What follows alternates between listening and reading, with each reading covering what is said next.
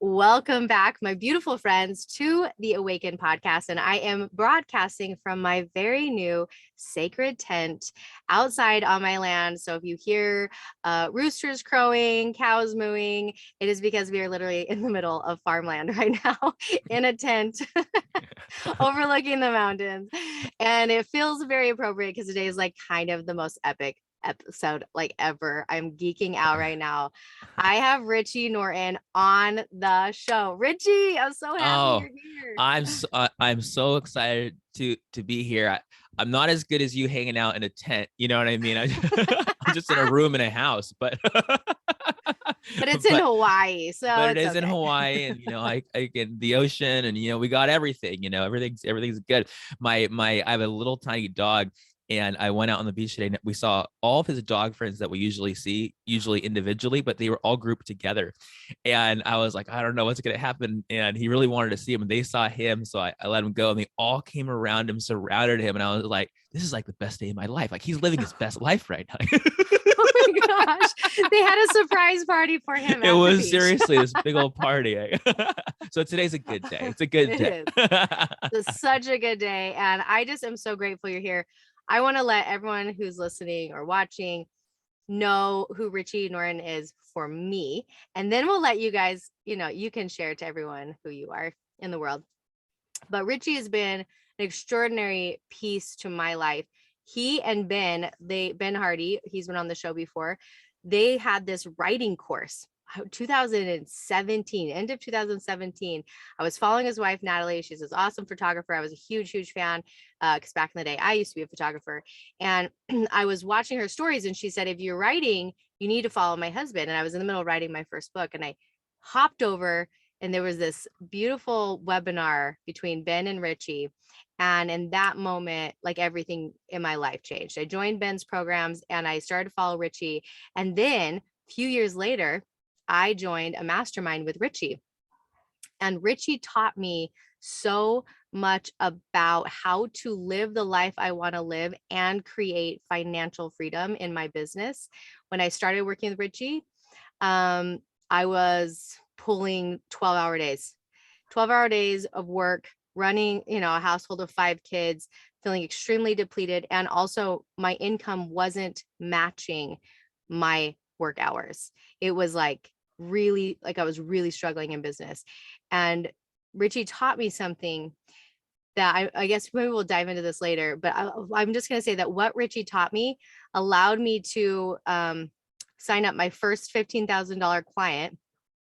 They paid up front, so I gave it to him for 12, but that was like the biggest ask I'd ever done in my business. And it radically changed how I did business from that moment on. My sales increased, like 9 out of 10 people were saying yes on sales calls because of what Richie taught me and how to hear people and how to listen. Like true selfless sales is what Richie taught me. Gosh, like guys, like I'm so freaking grateful for Richie, and we have some big stuff coming up together. So that's a really big intro from me. Richie, you know how much I am very grateful for you. Why don't you share with our listeners who you are in the world? Well, I was just gonna say, I hope out there in the world, my mom's listening to this. She's gonna she's gonna be so proud of me. That's all we want. That's all we want. No, but that was a very kind introduction, and nothing, honestly, who cares about me? Like, nothing to me is more important than like the results that people get based on the results that they either want or something better. And hearing you share that makes me realize why I share what I share, why I do what I do, because it's not really necessarily about me. There's lots of people teaching all kinds of things, but when somebody uses it and it works, it's a very fulfilling thing. And to hear you say it out loud makes me go like, oh, this is good stuff. Sometimes we forget, like, Yeah. okay, this is still good stuff. Yeah, it is. Yeah. No, but as far as my background, I grew up in San Diego, lived in Brazil for a couple of years. I live in Hawaii. I did an MBA at Thunderbirds International Business School. I've done lots of things, have lots of terrible things happen in my life, which we might talk about. But at the end of the day, my main purpose is to give people their time back. And that might sound weird, but this. I'll just dive in like real quick so people understand. Like my wife and I, we have 4 sons, and our fourth son passed away. He caught pertussis, also known as a whooping cough, and it was just too much on his little body. And there's a whole story about this, but what you also don't know is right before that, time being relative, my wife's brother, who had been living on and off with us for about 5 years, passed away in his sleep at the age of 21. And when these two things happen so close together, I mean, it was just nothing's more important, to me than life and helping people and doing these things. And when you lose that and you don't have the ability to do anything about it, it crushed our dreams, and obviously crushed literally like their time on this earth, and made me realize all this stuff about waiting until you're retired to do what you want to do wasn't true for them. Not to mention all the thousands of people that I've interviewed over time that told me, even when they did follow the plan and they got at the end, they weren't living the life they wanted because they thought they'd have more time, more education, more experience, more money, only to find out when they got there and they still needed more time, more education, more experience, more money. When my son was in the hospital, a nurse came in and she said, "Stay the night." Weird thing to say because we always stayed the night, and it wasn't we never left. I mean, hello. But it was a kind way of letting us know that this was the end. And I remember when they took out all the wires and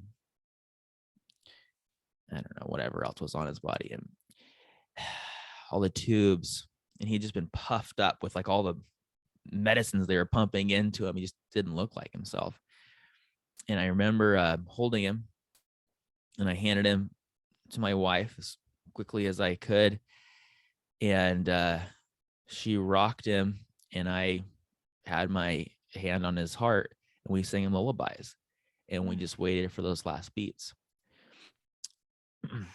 But before that happened, we told ourselves, like, we can't let this destroy us. We don't know what's going to happen, but we know this could tear us apart, our family. And we made an intention that we would somehow let his little life bring us closer together, not knowing what the future would hold. And the future held a lot of other terrible tragedies, which sometimes seem unfair, but it is what it is. And someone asked me, I had a mentor, she asked me, "What did you learn from your brother-in-law passing away, from your son passing away?" And I call it Gavin's Law, which is live to start to live. Because if you live those ideas that are pressing on your mind, wherever they're coming from, you really will start living. What if I fail? So what? You'll learn. What if it works out? Awesome. Do it again. Like, we can go deep into this stuff, and people a lot of times talk about it at a surface level. But what's funny is sometimes we also have this thought that because one bad thing happened, then another thing bad won't happen. Not true. We had these wonderful 3 foster kids for 2 years. We thought we were going to adopt them. That was our hope. And they ended up not working out.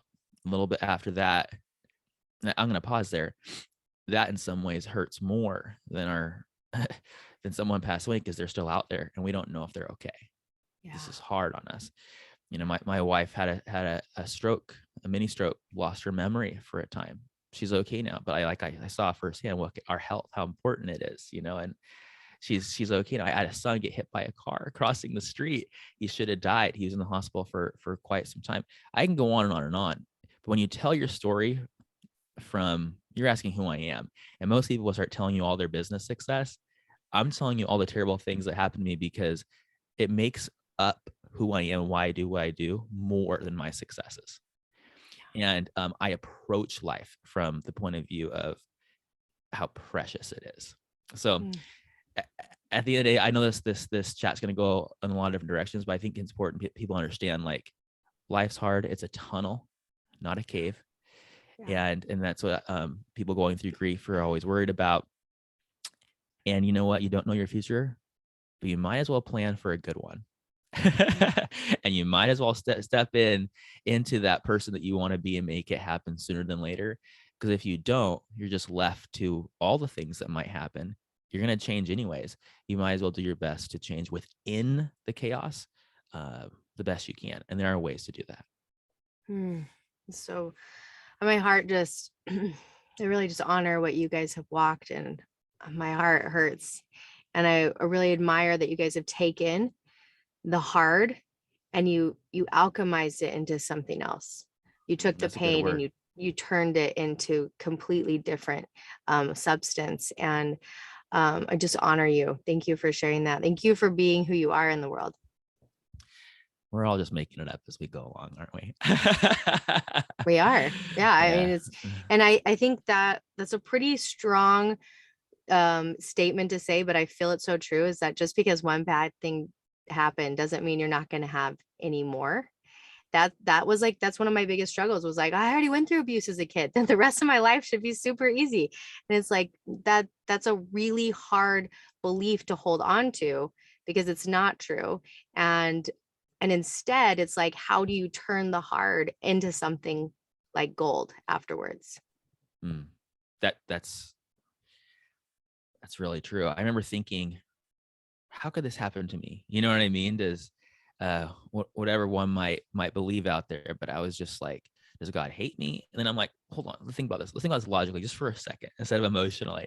And I was like, first of all, a lot of these things aren't really strung together. They're strung together through my life. And a lot of these things didn't necessarily happen directly to me, indirectly, which a lot of times is hard, to have the indirect because you can't do anything about it.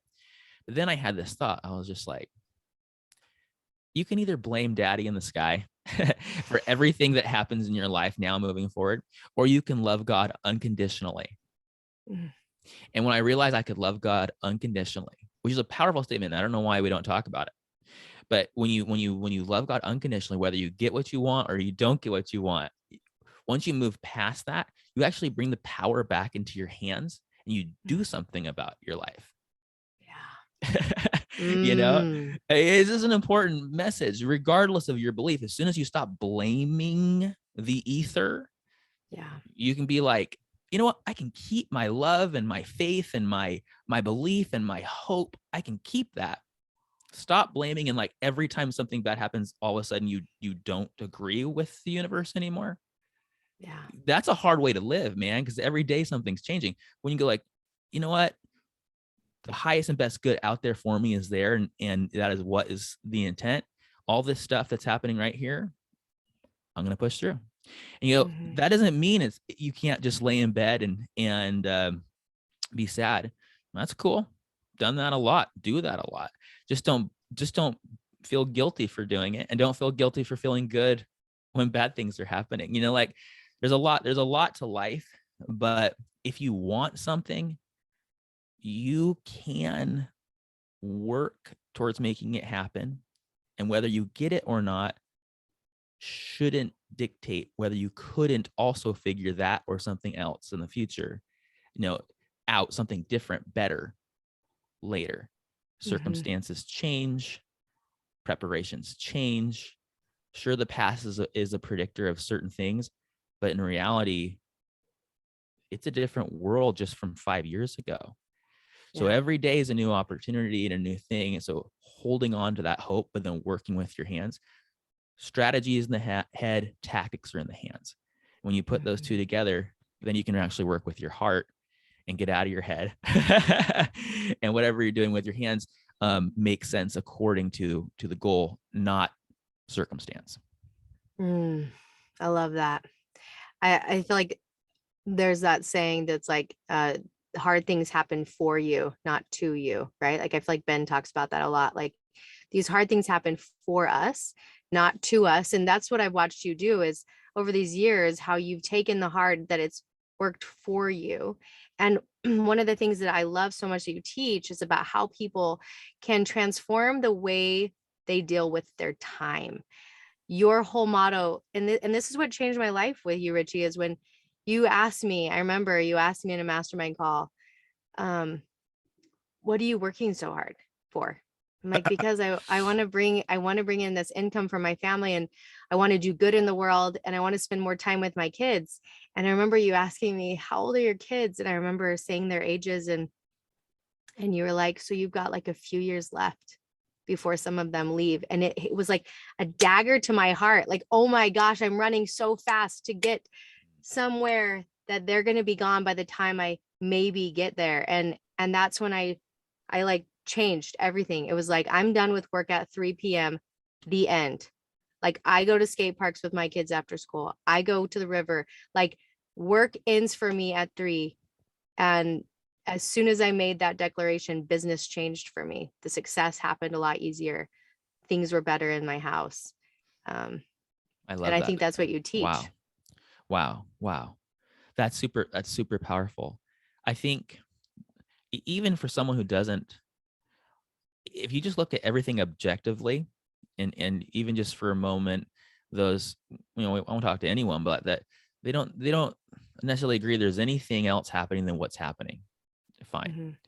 What I'm trying to say is, even objectively, the meaning you assign to whatever is happening affects you personally, and it affects your future. Mhm. So when you were assigning meaning to your work to say, I'm going to work this hard for this long so I can have time with my family in the future, you worked that way. Yeah. When we decided to just look at it from another angle or a perspective, from the perspective of actual time, and also in real time, and also from the perspective of what your real goal was, more time with your family, as in this circumstance, in that sense, you were able to go, wait a second, I need to assign not the meaning of my work to hang out with them in the future, but the meaning of my work to hang out with them right freaking now. Yeah. That changed the way you operated. So changing how you're paid changes your life. Mhm. And this isn't like we're saying you because you're telling this good story, but I mean, this is something we were taught, like literally and intentionally in the Industrial Revolution. Like, you work for this amount of time, you're coming from the farms to these cities, here's how it's all going to operate, here's what's going to happen to your children while you're at work. This is no joke. And we've been living this way through management, through the 20th century. We're now like a decent way through the 21st century, but these principles that we think, I'm going to wait till later, you have to ask yourself, where do you think that thought came from? Mm. Because I don't know, but I don't think people always thought that way, Yeah. because they didn't know how long they'd live. People lived to be what, 30 years old? You know what I mean? Like, Right. there is no Right. such thing as this. And so, but we do know where it came from. Management said, if you work for me forever till you're 65, then you can have your time back and you'll live a great life. Hmm. We were taught time management to say, it's better for me that you sacrifice your life for the promise of a better future. And we believed it. Than to Yeah. say, now it's a different world now, so it's more accessible. Like, but now we can go, actually, I can kind of do anything I want now. And if I have strategic intent, I can create work that supports my dream, not that works towards my dream. Hmm. Working Oh, towards that's your so dream good. is a never ending escapade. And you are more likely to live your dream in the future by living it in the present. How can I do that? One step at a time. Going out with at the moment, let me ask you this, the moment you decided you're going to end work earlier so you can have time with your kid, your children, and whatever, how did that, it becomes a forcing function of thought. How Yeah. did you start thinking differently about work? I'm just It curious. just, it was just like, it just became like what was so, right? Like, hey, I take my That's right. last client at this time of the day. And even if it's a phone call, I have to be really like, sometimes I watch myself go back into old patterns. Like, oh, it's just a phone call at 5. It's just a phone call at 6. It's like, no, like, I have to catch myself because that old behavior wants to come back. But it really was just simply a decision. And then it just became like, that's what my calendar says. It's so true. They're called constraints, and there's positive constraints. And people don't realize that constraints can free us if you choose the right ones. Like for me, I decided 20 years ago, before Facebook even went freaking public to become like what it is today or what it's not today, time changes. I decided I'm only going to do work if I can do it from my cell phone. It had nothing to do with the cell phone. I didn't want to be in an office, and I didn't want to have to lug around a computer. It doesn't mean I can't use a computer when I don't want to. It doesn't mean anything. But what it means is I can be in Scotland, or I could be in Thailand, or I could be in Hawaii, or I could be in California, and the work still gets done. If I hadn't told, this is a simple one to think about, but if I hadn't told myself that, I wouldn't have been able to think, oh, dang, how am I going to get this project done if I'm not there? Yeah. That the solution never would have came to my mind. So when you, like you're saying, when you create positive constraints around your dreams, you allow your brain the space, you create space to solve the problem. It's almost like I see this like the question, like you wouldn't be asking yourself the questions that are going to give you the right solutions if you didn't have those constraints. So I never asked myself, well, how do I fit 8 hours of clients and all these things into a shorter amount of time? I wouldn't have asked that if I hadn't created that constraint. And Yes. asking it created stop working with so many one-on-ones and create a mastermind, Kira.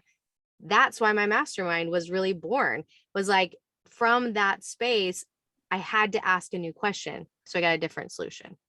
That's exactly right. We all know that work, Parkinson's law, work expands the amount of time allotted. And we've all had those all-nighters where we got our work done heroically. You can get it 8, it depends on the job. I get it. But we all know you can get in a regular 9 to 5, as long as it's not like you're just waiting on other people to tell you what to do. But if it's just work you're trying to get done, you could get that 8 hours of work done in an hour. Why don't you? Because you have to be there for 8 hours. So you stretch it out, you talk to Bob and you do this thing, right? And this is the way our life goes. But people don't realize this. There is literally like, you might think there's a difference between work and home, but if you look at it, even through data, a filter of like how you spend your time, we spend our time the same way. Little Susie, she has time to figure this out.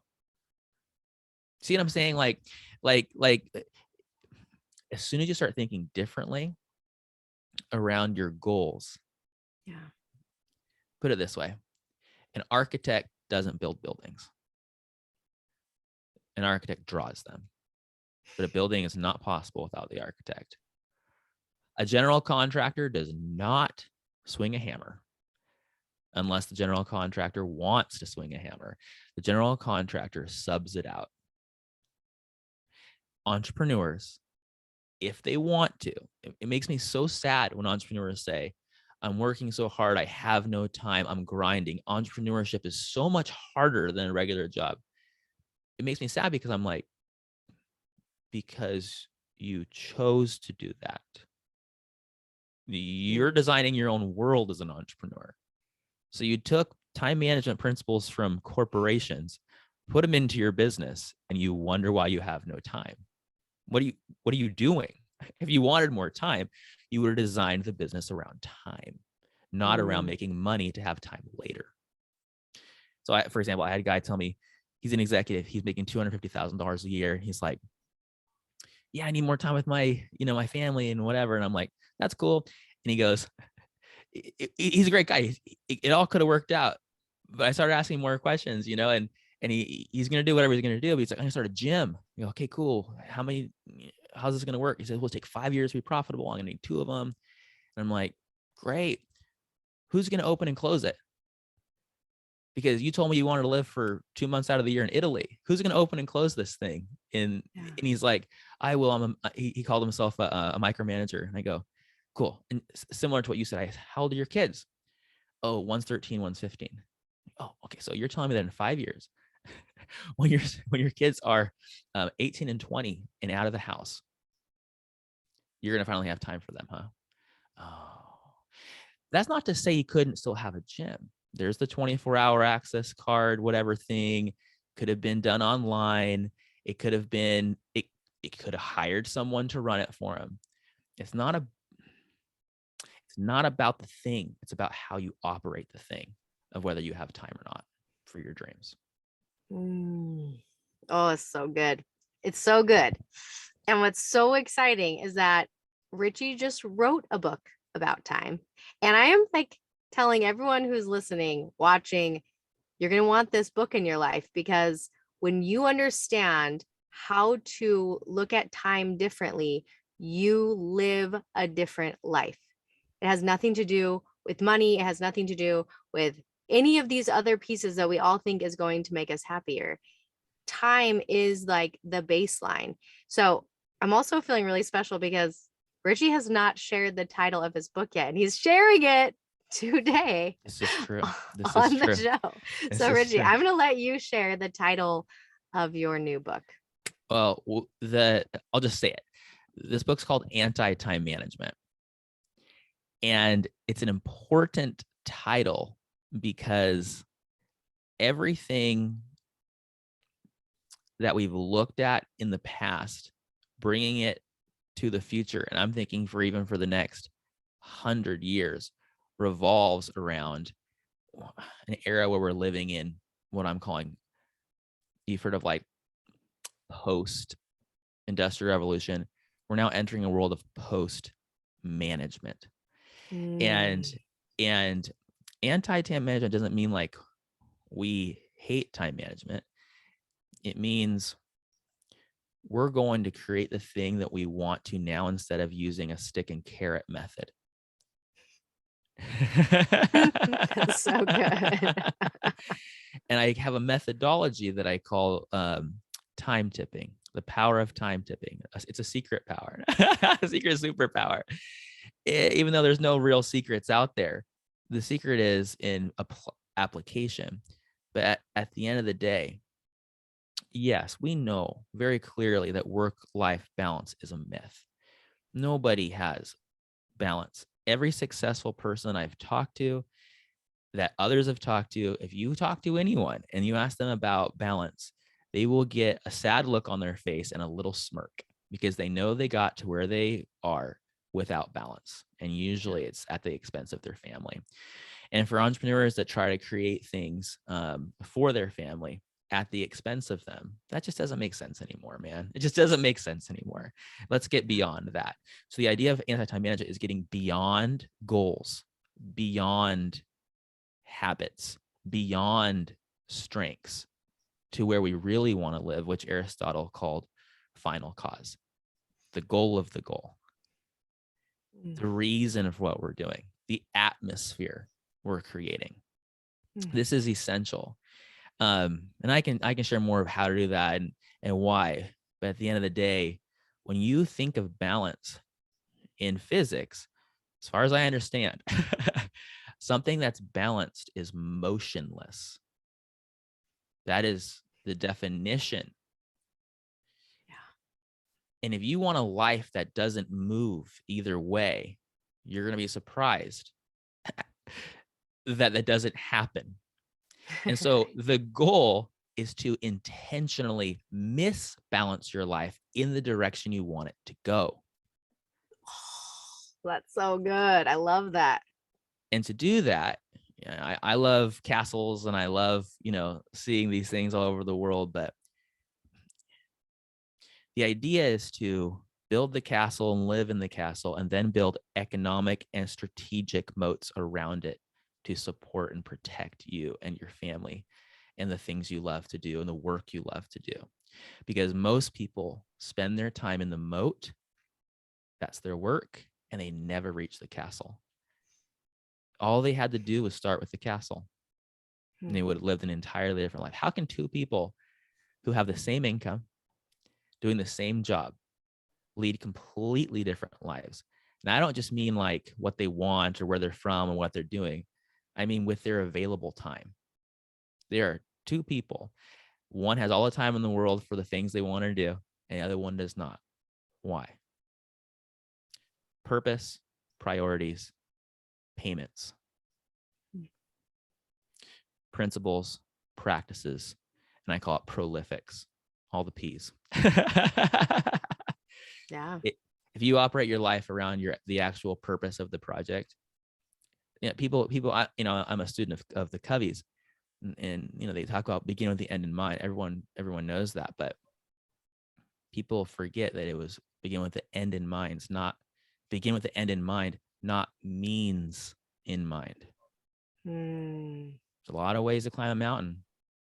Is the goal to see the sunset? You don't even need to climb it. Do you want to be on top of the mountain? You could get in a helicopter. You could ride a donkey. Sure, you could hike. People always get stuck in what they think they have to do, and not in what they actually need to do versus what they want to do, or even outsourcing what they don't want to do. There's too much in that statement, but you get the idea. I love it. Nothing's too much, because this is how we create. It's like, it's almost like a little bit like the law of attraction, right? You got to live as though it's so first before you bring it into your world. And you're saying, like, stop running and trying to get to the castle, just like be in it, already live that life. And when you live it, it just, like, the energy of the universe naturally supports that. Well, I could use a lot of examples, but since you and I are talking, like, you talked in the beginning, all of a sudden with a few questions, magically, you're able to have time with your family and make more money than you've ever made. How is that possible? How is that possible? What happened? Well, so for me, what's interesting is it was simply restructuring the way I thought I had to do business, right? Like, you were like, stop Always trying to starts get there. 50 people to buy a $200 thing. Your value, Kira, is when you work one-on-one or in a small group of people, you change their lives. Stop trying to do this huge number. And so what I did is I just raised my prices and really gave immense value, like so much value in those one-on-ones, those masterminds at a higher price. So that shifted my money, but then just also shifting that, like, I mean, it was really hard because workaholic is in my genes. And so I had to totally, like, pull it out of my system. We're like, no, I'm going to the skate park and I'm not bringing my laptop. That's right. Because I would, like, trick myself all the time. Like, I'm gonna bring my laptop, but I'm at the skate park, Well, see, this is important because it's both sides, two sides of the same coin. Here's the problem. The richest people in the world have zero time. They have no time. Ask them. They have no time for this. I have no time for this. Now, they might just be selective and maybe they have too many projects, whatever, but that was a choice. So even if you started making more money, all that would mean is that you're going to keep making money and not have time. But if you tell yourself, I'm going to put time, and you can replace the word time with whatever your real purpose and priority is, because my whole thing is stop managing time, start prioritizing attention. Oh, say that one more time. That's so good. Yeah. Stop managing time, start stop managing time, start prioritizing attention. Too much there. I love that. It's a wow, mouthful. that is so powerful. And so and stop fooling yourself to think that more money means more time. Sure, it affords you the ability to have more time. But I've seen, no judgment, but I've seen too many people who make more money and then decide to fill their newly found available opportunities. They will fill them with more work. Yeah. No judgment. I'm just saying, if you can free up your time and your space and your reprioritize your life and your goals and be able to reclaim your time, this should happen from the start, not the end. Because that's so good. When you start with money at the center of your ability to have more time, you create systems that are cemented. All of a sudden, you're making $1 million, and you have a system that cemented you inside of it. If you had started that same company business idea, it is entirely possible to make the same money but have time as the income. And so you expand, and you're sure making all this money, or like in your case, the positive constraints of having less time for work force you to positively force you to raise your prices, to work more effectively and more efficiently. All that is a good thing. But when you put time as the actual goal, or rather your purpose and your priorities as the actual goal, this also expands as your new system. People always say, oh, what about scalability? Or should I do things that don't scale? The best companies at scale are the ones that don't need you. Yeah. That's why you should start a business that doesn't need you. Or rather make strategic choices to do the things you want to do and not the things you don't. Otherwise, you created yourself a snare, not a startup. There's a difference between a startup and a snare. And I think I'm all about entrepreneurship. Do your own thing. You don't have to quit your job if you don't want to. But if you really want this thing, stop thinking in the industrial age that you have to wait 5, 10, 15, 20, 25 years to have it. You can still create all your goals and more if you want to, but use the positive constraint of being able to take your kid to ballet if you want to. What's wrong with that? There's nothing wrong with that. And if your boss doesn't like that, tell your boss that it's okay. You'll still get the work done. Hello, boss. Right. Hey, you want to fire me because of this? Look, I'm not saying be a jerk about it, but you should have talked about that when you were interviewed for the job. Yeah. And if you want a new job, sure. But now today we're so lucky. When I was doing this, no one thought this was possible. Now everyone can see that it's possible, and companies are paying people not to come into the office. That's going to change. They're going to want them to come back. But now that we've all gotten a taste of what's possible, why would we want to do things that we don't want to do? Some will want to work in an office because they're escaping their family. I get it, whatever. I mean, maybe I don't get it, but I understand. It's not about what it is. It's about what you want, and not fooling yourself into thinking that operating in one way will get you something that it never will. An acorn becomes an oak tree. If you want free time, start with time. Yeah. Oh my gosh, I'm so excited about this book. I'm I'm really excited for people to allow this different mindset to come in and change the results in their lives, because there's a lot of different things out in the world. Like, if you do this, it'll change your life. But like, really, if we could figure out how to, like, time tip, I love that, life gets to be different. And that's for the stay-at-home mom who's managing the house. That's for the dad who's going to work. That's for all the entrepreneurs. It's for every single person. So in my excitement of your new book, you and I are doing this beautiful collaboration of a live pop-up summit with Richie Norton on Tuesday, the 15th. That's literally in almost 6 days from when this podcast is going live. Anybody and everybody can come on live and ask you questions about this or anything else that you really teach, which is crazy exciting. Oh, and I'm super excited. I'm really glad that you're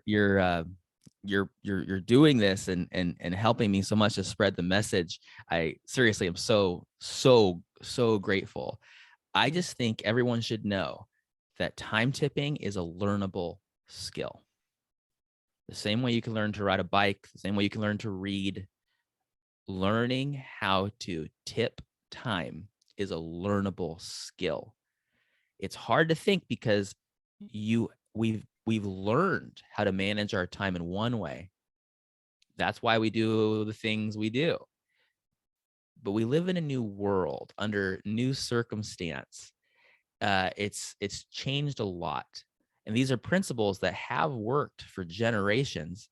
It's just now there's even more fertile ground, so to speak, and more opportunities than ever. But if you're unaware of the tools, how can you use them?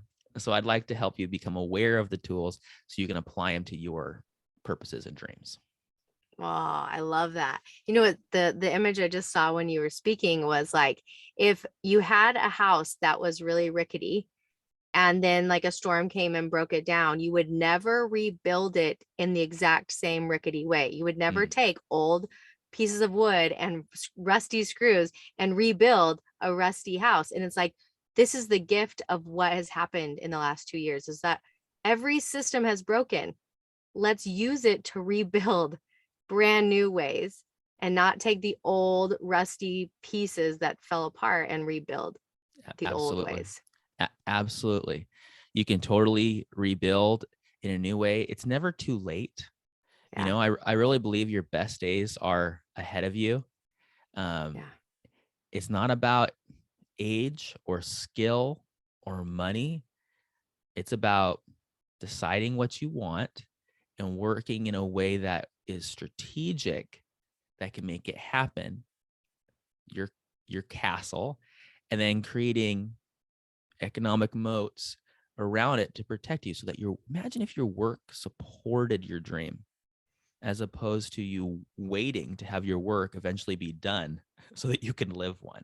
This is an entirely different way of operating, but it's also entirely possible to do immediately. Oh my gosh, I love it. Richie, I'm so excited.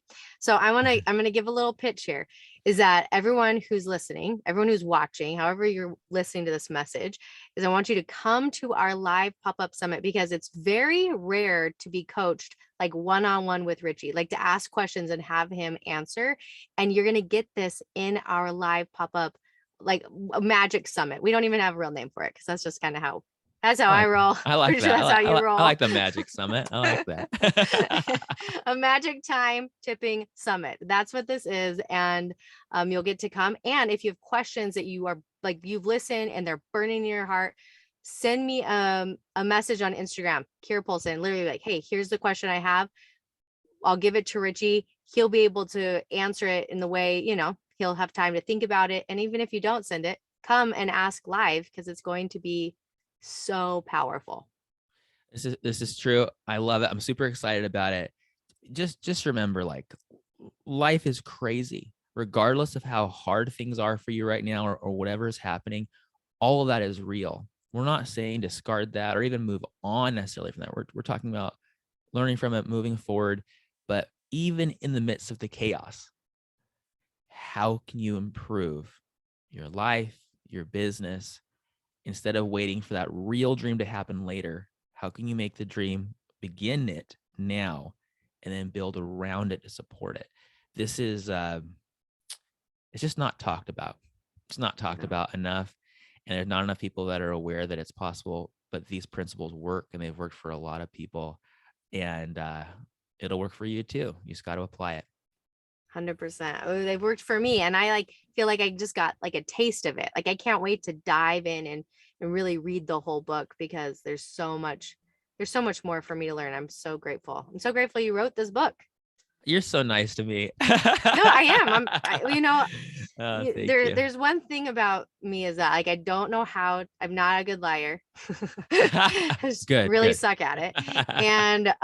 And when I have gratitude, like I literally, like I can't express it enough. I am so freaking grateful for what you've taught me in my life, for the mentor you've been, and I'm so honored that we get to do this pop-up summit so that other people get to jump into this magic. Because if everybody could learn this, their daily life automatically shifts, and that creates a better life. Me too.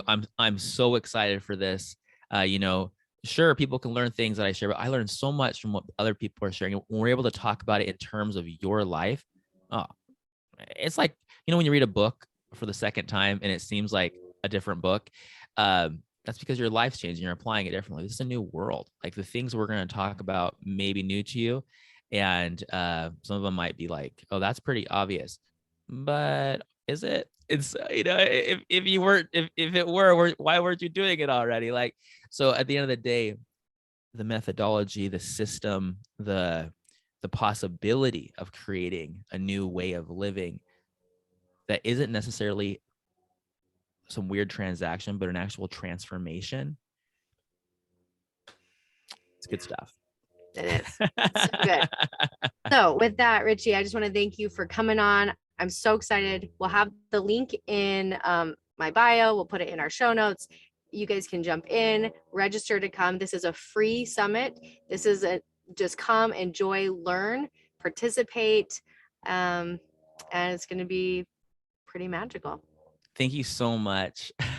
You're amazing. That was really fun. Thank you. I'm excited to see you guys soon. This will be great. Yes. And I always end with a little like visualization. So I want to thank everyone for coming today. And as you guys leave, I want you to just take a nice deep breath in. And I want you to imagine that the shape that you've always thought that you were just moved a little bit. Like all of a sudden it became malleable, changeable.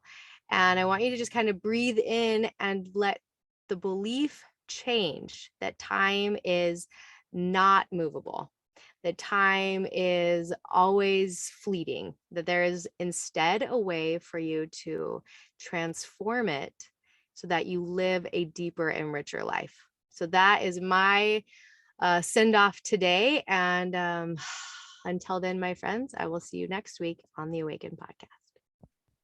Thank you.